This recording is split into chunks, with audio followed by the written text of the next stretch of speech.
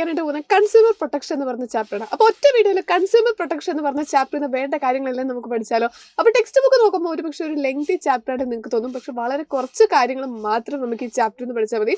Important ആയിട്ട് എക്സാമിന് repeat ആയി ചോദിക്കുന്ന ഒരു സെയിം ഏരിയാസിൽ തന്നെയാണ്. അപ്പോൾ നമുക്ക് ചെയ്യാം ആ ഒരു ഏരിയ ഫോക്കസ് ചെയ്ത് ഈ ഒറ്റ വീഡിയോയിലൂടെ ചാപ്റ്റർ മുഴുവൻ സെറ്റ് ആക്കാം. ഓക്കെ, അപ്പോൾ കൺസ്യൂമർ പ്രൊട്ടക്ഷനിലെ ഏറ്റവും ഇമ്പോർട്ടൻ്റ് ആയിട്ട് റിപ്പീറ്റ് ആയി ചോദിക്കുന്ന ഒരു ക്വസ്റ്റ്യൻ ഏതാണ്?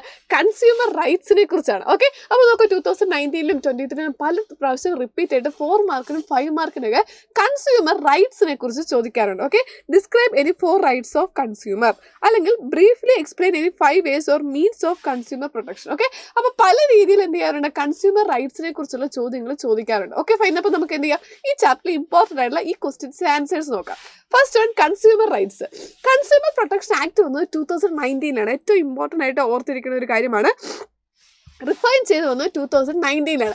ഇനി ഒന്നാമത്തെ റൈറ്റ് ഏതൊക്കെയാണ്? Right to safety. അതായത് ഹസാർഡസ് ആയിട്ടുള്ള ഗുഡ്സോ കാര്യങ്ങളോ ഒക്കെ എന്ത് ചെയ്യുന്നുണ്ട്?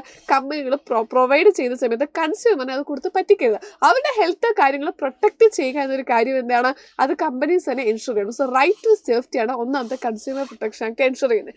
രണ്ടാമത്തെ കാര്യം റൈറ്റ് ടു ഇൻഫോർമേഷൻ എന്ന് പറഞ്ഞു കഴിഞ്ഞാൽ പ്രൊഡക്റ്റിൻ്റെ പ്രൈസ് ആയിക്കോട്ടെ, അതിൻ്റെ യൂസേജ് ആയിക്കോട്ടെ, അതിൽ ഇൻക്ലൂഡ് ചെയ്തിരിക്കുന്ന ഇൻഗ്രീഡിയൻസ് ആയിക്കോട്ടെ, ഇതിനെക്കുറിച്ച് നമ്മുടെ കൺസ്യൂമറിന് കൃത്യമായിട്ടുള്ള അവയർനെസ് ഉണ്ടായിരിക്കണം, അതിനെക്കുറിച്ച് ഇൻഫോംഡ് ആയിരിക്കണം.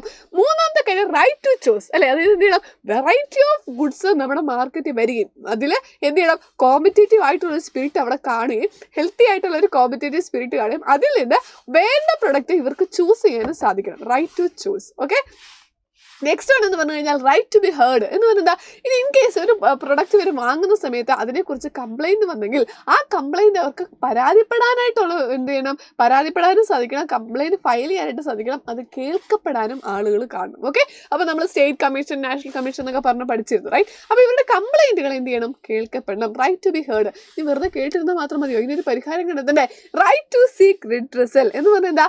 കൺസ്യൂമേഴ്സിൻ്റെ പരാതികൾ ഏതൊക്കെയാണോ അപ്പോൾ അൺഫെയർ ആയിട്ട് അവർ ട്രീറ്റ് ചെയ്യപ്പെട്ടിട്ടുണ്ടെങ്കിൽ ഒന്നെങ്കിൽ അവരുടെ പ്രൊഡക്റ്റ് റീപ്ലേസ് ചെയ്ത് കൊടുക്കുക, അല്ലെങ്കിൽ അതിനുള്ള കോമ്പൻസേഷൻ കൊടുക്കുക, അങ്ങനെയുള്ള കാര്യങ്ങൾ എന്ത് ചെയ്യണം? ആ പ്രശ്നങ്ങൾ പരിഹാരം കണ്ടെത്തിയിരിക്കണം. Okay, and last one right to consumer education. എന്ത് ചെയ്യണം? ഈ കൺസ്യൂമറിന് ഇങ്ങനെ റൈറ്റ്സ് ഉണ്ടെന്നും അവർക്ക് കംപ്ലൈൻറ്റ് ചെയ്യാനായിട്ട് അവകാശമുണ്ടെന്നും ആരറിഞ്ഞിരിക്കണം?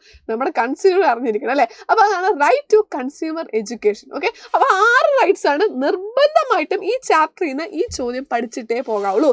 എക്സാമിന് റിപ്പീറ്റായി ചോദിച്ച് കാണുന്ന ഒരു ക്വസ്റ്റ്യൻ ആണ് റൈറ്റ്സ് ഓഫ് കൺസ്യൂമർ. ഓക്കെ, അപ്പോൾ ഏറ്റവും ഇമ്പോർട്ടൻ്റ് ആയിട്ട് ഈ ചാപ്റ്ററിൽ പഠിക്കുന്ന ക്വസ്റ്റ്യൻ ഇതാണ്. ഫൈൻ.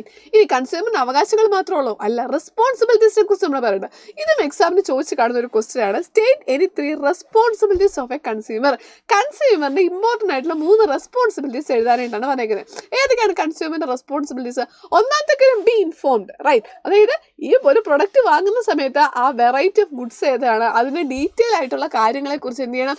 കൺസ്യൂമർ അറിഞ്ഞിരിക്കണം. ഓക്കെ, അപ്പോൾ ഡെഫിനറ്റ്ലി നമ്മൾ പ്രൊഡക്റ്റ് വാങ്ങുമ്പോൾ നമ്മൾ പോയി വെറുതെ പ്രൊഡക്റ്റ് വാങ്ങുമല്ല, അതിന്റെ ഡീറ്റെയിൽസ് അന്വേഷിച്ച ശേഷം നമ്മൾ പ്രൊഡക്റ്റ് വാങ്ങാവും. രണ്ടാമത്തെ ബൈ സ്റ്റാൻഡർഡൈസ്ഡ് ഗുഡ്സ്. അതായത് മാർക്കറ്റിൽ ഇറക്കുന്ന പ്രൊഡക്റ്റിന് അവരാ പറയുന്ന ക്വാളിറ്റി ഉണ്ട് എന്ന് എൻഷുർ ചെയ്യുന്ന മാർക്കുകളുണ്ട്, റൈറ്റ്? അതായത് ജ്വല്ലറി പ്രൊഡക്ട്സിന് നമ്മൾ എന്ത് ചെയ്യുന്നത്? ഹോൾ മാർക്ക് നമുക്ക് കാണാൻ പറ്റും. ഫുഡ് പ്രൊഡക്ട്സിന് FPO കാണാനായിട്ട് പറ്റും. ഇലക്ട്രോണിക് പ്രൊഡക്ട്സ് ആണെങ്കിൽ ISI മാർക്ക് കാണും. അപ്പോൾ ഈ പറയുന്ന മാർക്കുകൾ ഉണ്ട് അല്ലെങ്കിൽ ക്വാളിറ്റി മാർക്ക് ഉണ്ട് എന്ന കാര്യം കൺസ്യൂമറെ എൻഷുർ ചെയ്യണം. കൺസ്യൂമറിന്റെ റെസ്പോൺസിബിലിറ്റിയാണ്. Next one follow safety instructions അല്ലെ. എന്ത് ചെയ്യുന്നുണ്ട്? നമ്മളൊരു പ്രൊഡക്റ്റ് വാങ്ങുന്ന സമയത്ത് അതിന്റെ റിസ്ക് മാക്സിമം റെഡ്യൂസ് ചെയ്യാനായിട്ട് മാനുഫാക്ചർ കുറച്ച് ഗൈഡ് ലൈൻസ് പറഞ്ഞിട്ടുണ്ടായിരിക്കും. ആ ഗൈഡ് ലൈൻസ് അനുസരിച്ചായിരിക്കണം നമ്മൾ എന്ത് ചെയ്യാനായിട്ട് ആ പ്രൊഡക്റ്റ് യൂസ് ചെയ്യുന്നത്. ഓക്കെ, അപ്പോൾ അതാണ് കൺസ്യൂമറിന്റെ റെസ്പോൺസിബിലിറ്റീസ് എന്ന് പറയുന്നത്. Okay fine.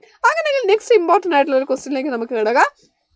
Which among the following is an apex authority? Okay, താഴെ തന്നിരിക്കുന്നതിൽ കൺസ്യൂമർ പ്രൊട്ടക്ഷന് വേണ്ടിയിട്ട് കൺസ്യൂമർ പ്രൊട്ടക്ഷൻ ആക്ട് പ്രകാരം നമുക്ക് കംപ്ലൈൻറ്റ് ചെയ്യാൻ പറ്റിയ അപ്പെക്സ് അതോറിറ്റി ഏതെന്നാണ് ചോദിച്ചിരിക്കുന്നത്. District forum, national forum, state commission, high court. ഏതാണ് വരുന്നത്? നാഷണൽ കമ്മീഷനാണ് ഏറ്റവും അപ്പെക്സ് അതോറിറ്റി അല്ലേ. നമ്മൾ ഡിസ്ട്രിക്ട് ഫോറത്തിൽ പോകും, അവിടെ പരിഹരിക്കപ്പെട്ടില്ലെങ്കിൽ നമ്മൾ സ്റ്റേറ്റ് കമ്മീഷൻ പോകും, അവിടെ പരിഹരിക്കപ്പെട്ടില്ലെങ്കിൽ നമ്മൾ എങ്ങോട്ടാണ് പോകുന്നത്? നാഷണൽ കമ്മീഷനിലോട്ടാണ് ഫൈനലി പോകുന്നത്. Okay, now name the type of product to which following quality certification mark are applicable. Okay, ഇപ്പം നമ്മൾ ഓൾറെഡി പറഞ്ഞതാണ് ഹോൾ മാർക്ക് ഏതിനാണ് വരുന്നത്. ഇതും എക്സാമിന് റിപ്പീറ്റ് ആയി ചോദിച്ച് കാണുന്ന ഒരു ക്വസ്റ്റൻ ആണ് കേട്ടോ. ഹോൾ മാർക്ക് ഏതിനാണ് വരുന്നത്? നമ്മൾ ജ്വല്ലറി പ്രൊഡക്ട്സ് വാങ്ങുന്ന സമയത്താണ് എന്ത് ചെയ്യുന്നത്? ഹോൾ മാർക്ക് കാണുന്നത്. ഏജ് മാർക്ക് ഏതിനാണ് കാണുന്നത്? അഗ്രികൾച്ചർ പ്രൊഡക്ട്സിനാണ് അല്ലേ. അഗ്രികൾച്ചർ പ്രൊഡക്ട്സിനാണ് എന്ത് ചെയ്യുന്നത്? ഏജ് മാർക്ക് കാണുന്നത്. Okay Fine. Next question again. State the condition under which a consumer can approach state commission for getting the relief of their grievance. അവരുടെ പരാതികൾക്ക് പരിഹാരം കണ്ടെത്താൻ സ്റ്റേറ്റ് കമ്മീഷൻ അടുത്ത് പോകാനുള്ള 2 കണ്ടീഷൻസ് ഏതൊക്കെയാണ്? ഓക്കെ, അപ്പോൾ നമുക്ക് ഡിസ്ട്രിക്ട് ഫോറം ഉണ്ട്, സ്റ്റേറ്റ് കമ്മീഷൻ ഉണ്ട്, നാഷണൽ കമ്മീഷൻ ഉണ്ട്. ഓക്കെ, അപ്പോൾ എക്സാമിന് ചോദിച്ച് കണ്ടിട്ടുള്ള സ്റ്റേറ്റ് കമ്മീഷനാണ്. പക്ഷേ എന്ത് ചെയ്യുക, ഡിസ്ട്രിക്ട് ഫോറത്തിൽ പോകണമെങ്കിലുള്ള കണ്ടീഷൻസും അതുപോലെ നാഷണൽ കമ്മീഷൻ്റെ അടുത്ത് പോകണമെങ്കിലുള്ള കണ്ടീഷൻസും ഏതൊക്കെയാണെന്ന് നോക്കി വെക്കുക. Okay, fine. അപ്പോൾ സ്റ്റേറ്റ് കമ്മീഷൻ നമുക്ക് നോക്കാം. ഒന്നാമത്തെ എന്ത് ചെയ്യുന്നുണ്ട്, പരാതി 20 ലക്ഷത്തിന് മുകളിലും 1 കോടിയുടെ ഇടയിലുമാണെങ്കിൽ, ഓക്കെ, 1 കോടി താഴെയും 20 ലക്ഷത്തിന് ഇടയിലുമാണെങ്കിൽ നമ്മൾ എവിടെയാണ് പരാതിയായിട്ട് പോകുന്നത്? സ്റ്റേറ്റ് കമ്മീഷൻ്റെ അടുത്താണ് നമ്മൾ കംപ്ലൈൻ്റ് ആയിട്ട് പോകുന്നത്.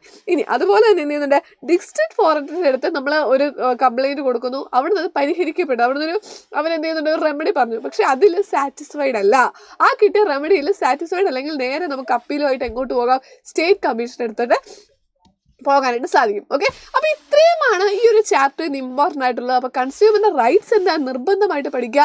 അതുപോലെ നമുക്ക് അപ്രോച്ച് ചെയ്യാൻ പറ്റിയ 3 district forum, state commission, national commission, ഇവരടുത്ത് പോകാൻ പറ്റുന്ന കണ്ടീഷൻസ്, ഏതൊക്കെ കണ്ടീഷനിലാണ് നമ്മൾ ഓരോരുത്തരുത്തും കംപ്ലൈൻ്റ് ആയിട്ട് പോകുന്നത് എന്നുള്ള കാര്യങ്ങൾ പഠിച്ചു വെക്കുക. ആൻഡ് ദെൻ കൺസ്യൂമറിൻ്റെ റെസ്പോൺസിബിലിറ്റീസ് പഠിച്ചു വെക്കുക. ഓക്കെ, അപ്പോൾ ഇത്രയും പഠിച്ചാൽ ഈ ചാപ്റ്റർ സെറ്റാണ്. അപ്പോൾ ഇഷ്ടപ്പെട്ടെങ്കിൽ ലൈക്ക് ചെയ്യുക, താഴെ കമൻറ്റ് ചെയ്യുക, മാക്സിമം നിങ്ങളുടെ ഫ്രണ്ട്സിന് ഷെയർ ചെയ്ത് കൊടുക്കുക. ഈ ചാപ്റ്റർ നമുക്ക് സെറ്റാക്കാം.